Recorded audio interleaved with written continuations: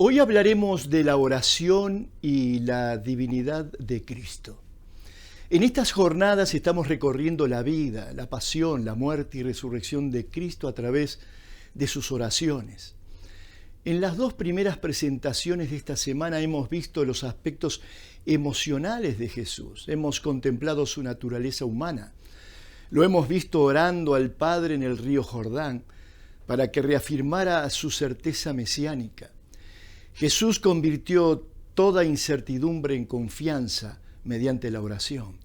Jesús convierte tu incertidumbre en certeza mediante la oración.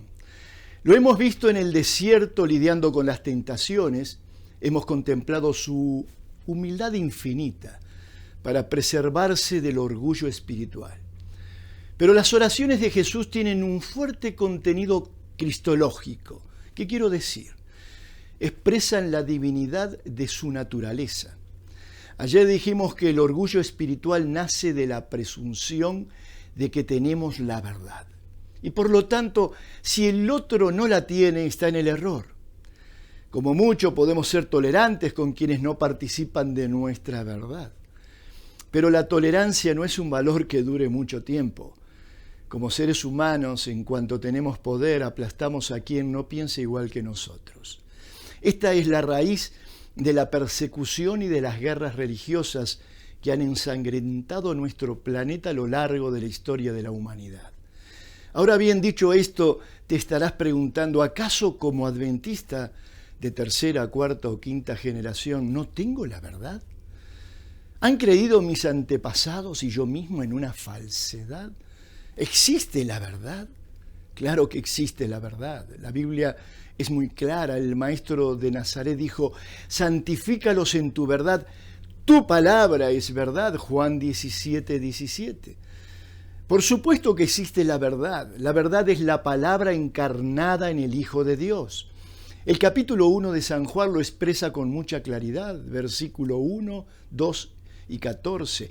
En el principio era la palabra por la cual fueron creados los cielos y la tierra, y esa palabra habitó entre nosotros, y vimos su gloria como la del unigénito del Padre, llena de gracia y de bondad. Por eso Jesús dice de sí mismo, yo soy el camino y la verdad y la vida. ¿Qué tres palabras? Son tizones ardientes en nuestros labios. Nadie viene al Padre sino por mí, camino, verdad y vida. San Juan 14:6. Por lo tanto, Cristo es la palabra encarnada que habitó entre nosotros. Cristo es la gran verdad de la que se derivan todas las verdades históricas. Todas las verdades de la creación y de la redención reveladas en la Biblia pertenecen al orden del tiempo, tienen su origen en el tiempo. Todas las verdades que la Iglesia Adventista ha expresado en 29 doctrinas son verdades de la revelación histórica de Dios. Y todas esas verdades deben interpretarse a la luz de la única y gran verdad, que es Dios hecho carne. ¿Por qué Cristo es la única y gran verdad a través de la cual deben interpretarse todas las verdades nacidas en la creación? Verdades históricas del plan de salvación. Porque la verdad de Cristo no tiene un origen en la creación. No tiene un origen en el tiempo, es eterna. Como eternos son el Padre y el Hijo. Las verdades del plan de salvación, el sábado, el estado de los muertos, las enseñanzas del santuario terrenal, las profecías que anuncian la segunda venida de Cristo, tuvieron un origen en la creación y en el tiempo. Pero Cristo no tuvo origen porque es Dios. La revelación de esta verdad es lo que San Pablo denomina el misterio de la piedad, 1 de Timoteo 3:16. Y lo que estamos estudiando en esta semana es la revelación de la verdad eterna de Dios a través de las oraciones de Cristo. Anteayer vimos que la verdad de Cristo la recibimos mediante la obra del Espíritu Santo en nuestro corazón. Ayer hemos visto la lucha de Jesús por preservarse de la tentación del orgullo espiritual, que se hubiera expresado en manifestar su poder divino convirtiendo las piedras en pan, presumiendo de que era el Hijo de Dios, dejándose caer del pináculo del templo para que los ángeles lo sostuvieran, o recibiendo el gobierno del mundo al concederle a un ser creado el pleno poder sobre su vida. Nos hemos emocionado al estudiar la humanidad de Cristo, expresada en las oraciones del río y en el desierto de la tentación. Hoy ascenderemos en el conocimiento de Cristo, subiendo el monte con Él. Hoy veremos el resplandor de la divinidad de Cristo manifestado en aquel monte de la transfiguración. Hoy estudiaremos el poder de la oración expresada en el nombre de Cristo. Hablaremos del poder de la oración inspirada por el Espíritu Santo. Hoy veremos que toda oración es respondida porque Cristo, además de humano, es Dios en la tierra. Durante meses oré por una hermana que padecía cáncer. Los médicos la habían desahuciado. La semana pasada me llamó para agradecerme por mis oraciones, porque el Señor la estaba curando. Le pregunté con la natural sospecha de un ser humano: ¿pero cómo, hermana? Usted me había dicho que los médicos la habían desahuciado. Y ella me respondió que el mismo médico le dijo textualmente: sus oraciones parecen estar cambiando la química de su organismo y el cáncer se está reduciendo aceleradamente. Alabado sea Dios. Una oración inspirada por el Espíritu Santo puede cambiar una mente y transformar el comportamiento del cuerpo. Seguramente tú has recibido la respuesta de Dios como Ana, cuando oró en el templo de que Dios le diera un hijo. Seguramente tú has recibido la respuesta de Dios como David, cuando oró por el perdón divino. Seguramente tú también has recibido la respuesta de Dios como Isaías, cuando oró por el rey Ezequías para que le concediera más años de vida. Seguramente tú también has recibido la respuesta de Dios como Jacob, como Josué, como Josafat o como Daniel, que oraron cuando sus vidas corrían peligro y Dios los liberó de la muerte. Seguramente tú también has recibido la respuesta de Dios como Jabes, que oró para que Dios lo prosperara y lo bendijera. Seguramente tú has sido bendecida como lo fue Jefté, hijo de una prostituta y de un adúltero, y se convirtió en juez de Israel. Cristo responde porque es Dios, pero no siempre responde como pedimos. Mañana hablaremos de la oración cuya respuesta se demora. Pero ahora subamos la cuesta con Jesús. El texto que nos guiará se encuentra en Lucas capítulo 9, versículo 28 al 36. Subamos al monte Tabor, que está ubicado en la Baja Galilea, al este del valle de Jezreel, a 17 kilómetros al oeste del mar de Galilea. El fondo de pantalla nos ubica en el lugar. Usemos la imaginación. El sol agoniza y enrojece la tarde. La luz del poniente resiste fatigosamente desde la cumbre el avance de la oscuridad. 4 hombres cansados y tristes suben la cuesta. Apenas un rayo de luz ilumina el sendero de los caminantes. Pronto los sobrecogerá la oscuridad y espesas nubes rodearán sus cuerpos en la cima de la montaña. A medida que avanza la noche, aumenta la angustia en el corazón de Jesús. Está comenzando a transitar la senda que lo conducirá al sacrificio. Su ida al monte inaugurará la última etapa de su ministerio. Ya ha dicho públicamente que morirá. Ya ha aceptado esa realidad como un hecho irreversible. Ya ha aceptado la naturaleza vicaria de su muerte. Y esta clase de muerte produce en él una agonía horrorosa que le parece imposible de soportar. El momento ha llegado. Ahora necesita más que nunca la fuerza que proviene del Padre, pero le falta algo que solo el cariño y el afecto de sus amigos puede suplir, el afecto humano. Por eso les pide a sus discípulos más cercanos, Pedro, Juan y Santiago: oren conmigo. A poca distancia de ellos, Jesús derrama sus súplicas ante el Padre con un fuerte clamor y con lágrimas, e implora fuerzas para soportar la prueba inminente en favor de la humanidad. También intercede por sus discípulos para que en esa hora no les falte la fe. Oh Jesús, lo vemos en el monte, tan honda es tu tristeza como tu bondad. La noche te cubrió. El rocío acompaña el paso lento de las horas y va cubriendo como gracia divina al hombre que enfrenta su muerte en soledad. Sus compañeros de oración caen vencidos por el cansancio y Jesús queda en soledad orando, y en esa soledad carga con el peso de la tristeza de su muerte vicaria por toda la humanidad. Jesús comprende la incertidumbre de Pedro, de Juan, de Santiago, luego de que les anunciara su muerte inminente. Mediante su oración intercesora quiere aliviar compasivamente el pesar de ellos, dándoles la seguridad de que su fe no es inútil. El Maestro le pide al Padre una manifestación de la gloria que tuvo con él antes de que el mundo fuese.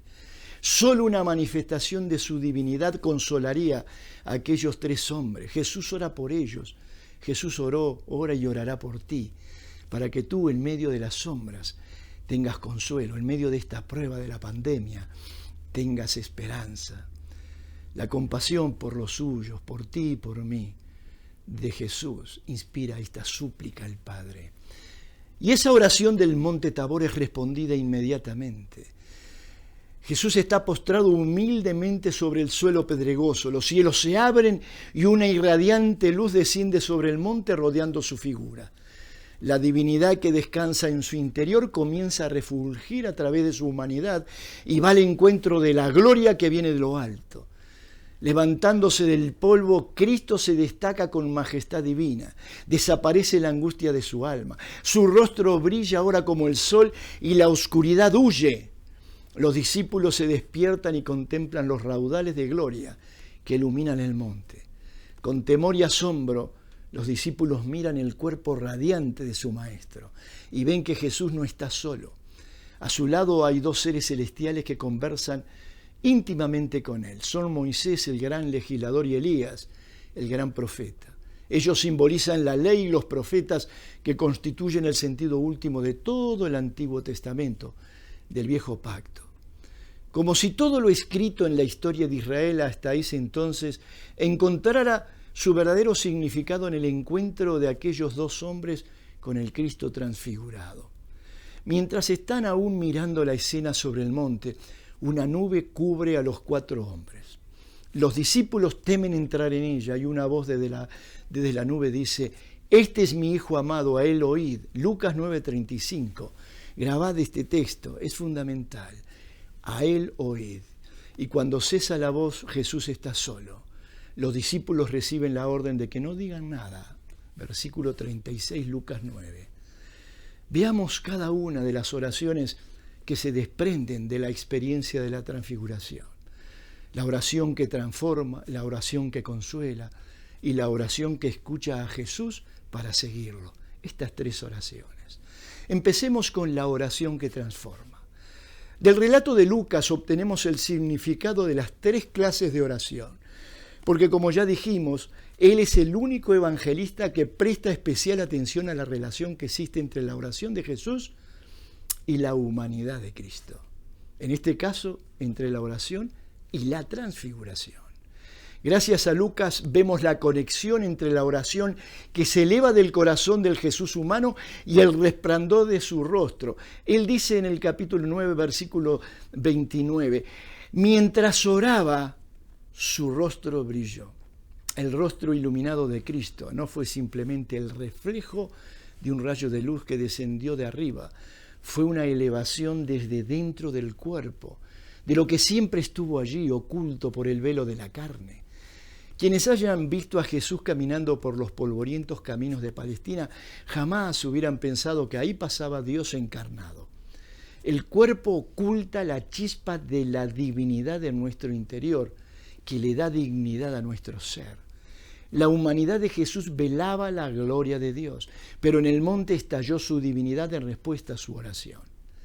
La luz que resplandece en el rostro de Moisés cuando desciende del Sinaí es prefiguración de lo que habría de ocurrir miles de años después, o sea, la transfiguración de Cristo.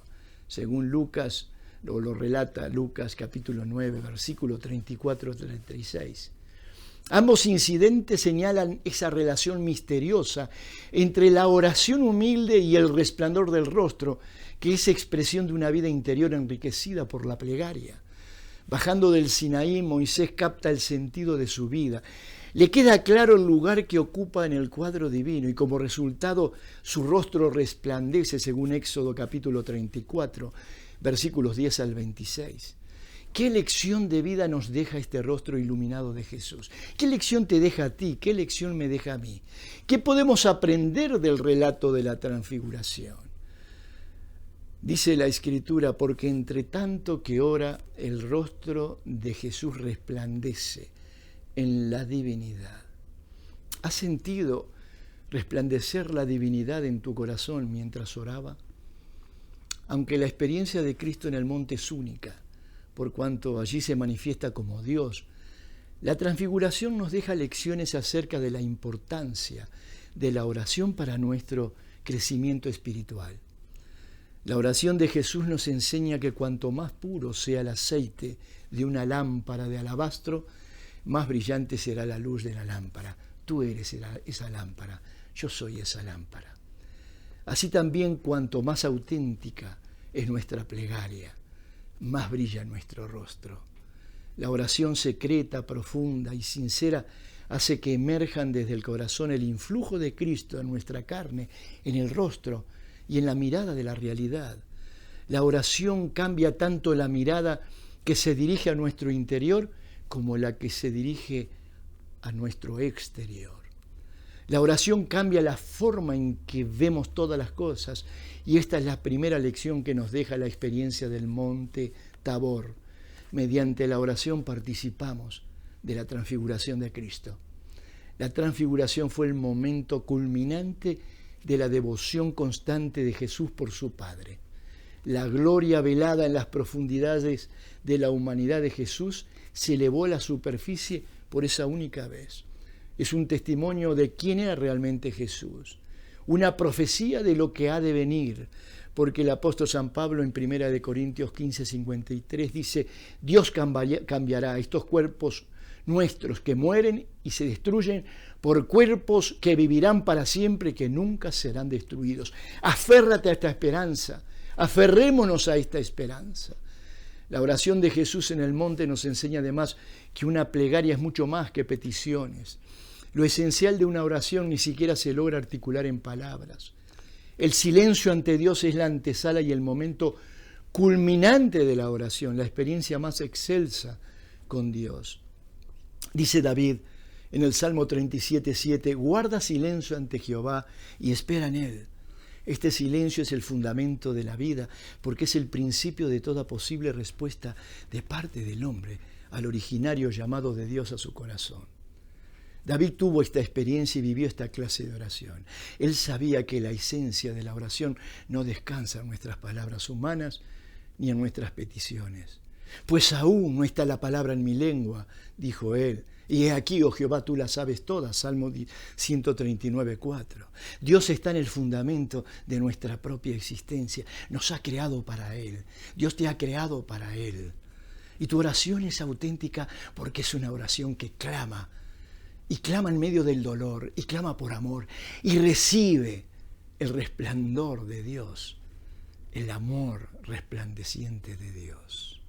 Recibe esa respuesta primeramente en tu corazón. La oración es una comunión profunda con Cristo. Es un encuentro que a veces se expresa en palabras y otras veces trasciende al propio pensamiento. Es una oración distinta a esas oraciones que solemos hacer a las apuradas o a las meras peticiones. Las peticiones más nobles del corazón nunca estarán libres de la preocupación de Jesús. Pero la petición es solo una pequeña habitación en el palacio de la oración.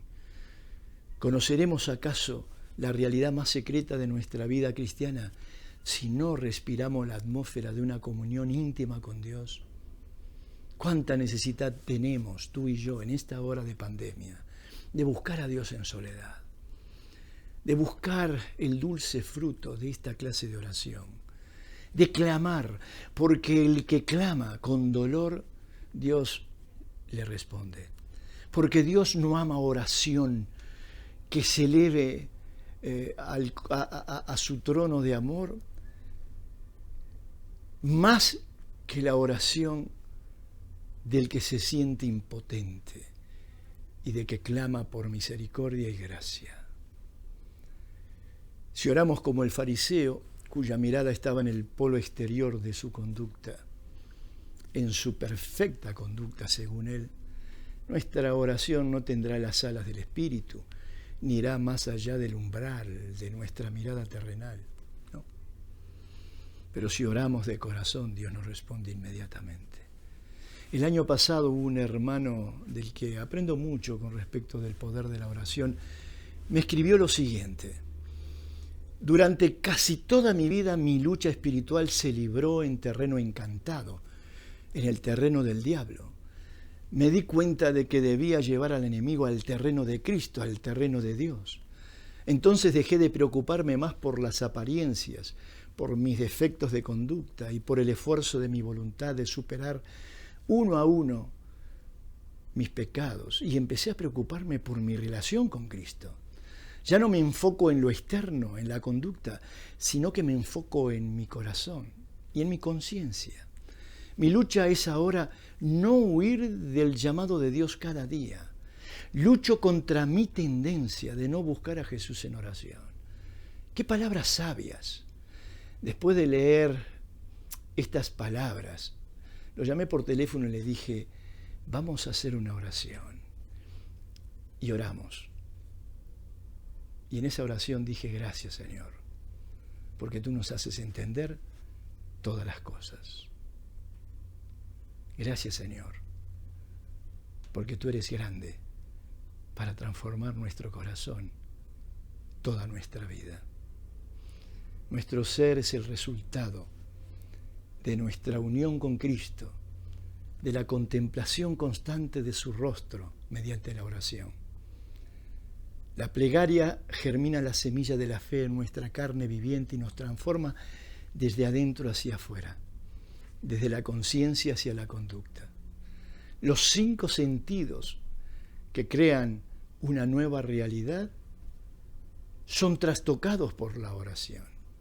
Bendita oración que encarna todos los dones del Espíritu, toda la fe que justifica, toda la gracia que consuela. Di conmigo esta oración: Jesús, no dejes de buscarme en medio de los ruidos del diario vivir. Quiero ser como los ruiseñores que cantan más fuerte en los árboles que están junto a los caminos polvorientos. Llámame en medio de los deberes que absorben mi vida, para que te busque en oración y escuche tu voz que diga: ven, sube aquí conmigo. Hablamos de la oración que transforma, ahora vamos a hablar de la oración que consuela. Lucas es el único de los evangelistas que registra el tema del que hablaron Jesús, Moisés y Elías. 8 días antes el maestro había abordado este asunto con sus discípulos. Durante toda su vida Jesús había tenido la certeza de su muerte vicaria. Moisés y Elías, primicias de los que vencerían la muerte gracias al sacrificio de Cristo, están en aquel momento para sostener al maestro de Nazaret en el propósito final de su vida. El Jesús mortal necesita la fuerza y el consuelo del Padre, mediada por 2 hombres mortales que habían alcanzado como primicias la inmortalidad. En el registro del tema que hablaron aquellos 3 hombres, el texto de Lucas nos brinda en el original griego una palabra muy significativa, Lucas 9:31, y hablaban sobre la partida de Jesús de este mundo. Y el término partida en griego es éxodo. Hablaban del éxodo de Jesús. Esto implica que con su muerte y resurrección Jesús encabezaría el éxodo del pueblo de Dios. Un pueblo de migrantes, de peregrinos en la tierra encantada, en camino a la tierra nueva. Ahí están Moisés y Elías en pie frente a Jesús. Vienen a consolarlo como respuesta a su oración al Padre. La oración humilde nos consuela siempre. Los visitantes celestiales son la sombra del pasado, pero frente a ellos está el cumplimiento de la ley, el clímax de los siglos, al que apuntan todas las profecías, Jesucristo. En el pasado la ley había tartamudeado del amor de Dios, pero ahora en Cristo alcanzaba plenitud, Hebreos 1:1 y 2. Por Cristo la vida se torna en un verdadero éxodo hacia la eternidad. Es la salida de la tierra de la esclavitud. Gracias a Cristo hay esperanza de inmortalidad. Por eso tú y yo oramos de esta manera. Decimos, Jesús, que tú seas mi esperanza y que se aferren a ti todos los padres que han perdido a sus hijos y todos los hijos que han perdido a sus padres en esta hora de pandemia. Que se abracen a ti todos los huérfanos, los pobres, los desesperados, los angustiados, los esclavos, los ancianos del mundo. Que seas tú la esperanza de todos los que te siguen y de los que aún no te siguen. De todos los que viven para ti y de los que todavía viven para sí. De todos los que mueren para sí y de los que mueren por ti. Que tú seas la esperanza, como quisiste, de toda criatura humana. Y ahora vayamos a la última oración. La oración que escucha Jesús para seguirlo. Finalmente la nube oculta a Cristo, a Moisés y a Elías. Y estos últimos, Moisés y Elías, desaparecen luego de dar su último testimonio acerca del Mesías. El texto bíblico dice, cuando la voz terminó de hablar, Jesús estaba allí solo, Lucas 9:36. Él está solo en su naturaleza divina como Hijo de Dios y está solo como Hijo del Hombre. Es la única voz de Dios para los hombres. Este es el sentido del consejo divino. Como es la única voz para los hombres, dice, escúchenlo a Él. La playa del tiempo está sembrada de reputaciones arruinadas y de glorias olvidadas. Y a medida que pasen las edades y que el mundo se vaya alejando del monte de la transfiguración, todo se irá hundiendo más y más profundamente en el horizonte de la historia humana. Solo Cristo quedará para llenar el pasado, el presente y el futuro. Cuando el torbellino del tiempo se lleve la hojarasca de la historia, te lleve a ti y me lleve a mí, lleve a toda la historia de la humanidad, solo Cristo estará vivo. La declaración, este es mi Hijo amado, expresa la ininterrumpida comunión de Dios Padre con Dios Cristo, Hijo, con Cristo Jesús. Él es una sola cosa con Dios. Él y Dios son lo mismo. Si tú quieres conocer al Padre, ve a Jesús. Es precisamente esta perfecta armonía de Cristo con Dios el rasgo misterioso de su naturaleza divina y humana. Y es precisamente este rasgo de su naturaleza divina y humana el fundamento de la orden que sigue. Escúchenlo a Él, porque Él es el único digno de ser escuchado por el hombre y la mujer, porque todas las obras desaparecerán y todas las voces se apagarán en el desierto, las cubrirá la arena del tiempo y todo morirá en el silencio, pero como Jesús habla desde la eternidad, porque sus palabras no pasarán, cuando el tiempo se acabe y la historia del mundo quede en la nada, el nombre de Cristo, dice Filipenses 2, 9 y 13, será exaltado por sobre todos los poderes, porque Él es el autor y consumador de la fe. Si nuestro crecimiento espiritual depende del esfuerzo de la propia voluntad, ¿qué sentido tendrían nuestras oraciones? Si Jesús fuera simplemente un modelo moral a imitar, ¿qué valor tendría nuestras súplicas por la gracia divina? Pero Jesús es el único Salvador. Jesús es el único que ama la oración de que clama desesperado por su gracia y su misericordia. La voz del Padre en el monte de la transfiguración nos pide que escuchemos la voz de Cristo en nuestro corazón, que lo escuchemos en nuestras oraciones, que lo escuchemos cuando nos habla de cómo es Dios, que lo escuchemos en su palabra, que lo escuchemos en tiempo de prueba y en tiempo de bonanza, que lo escuchemos en la hora de la vida y en la hora de la muerte, que lo escuchemos ahora. Escucha al Señor. Y si ahora estás escuchando al Señor, di amén luego de escuchar esta oración. Cuando las ilusiones de la vida se hayan desvanecido, cuando se hayan acallado los ruidos del día, cuando exhale mi último suspiro, solo tú, Jesús, estarás a mi lado. Amén. Por eso tómame ahora de la mano antes de que la luz se apague y la oscuridad se deslice sigilosamente y domine mi sendero. Amén. Manténme la mano sujetada cuando me vaya de este mundo. Amén. Y llévame donde el tiempo no existe. Amén. Te quiero ahí, amado hermano mío, cuando mi cuerpo descanse en el polvo y cuando me llames, para que mis ojos te vean y mis labios declaren, este es mi Dios, en quien he esperado. Amén. Que Dios te bendiga.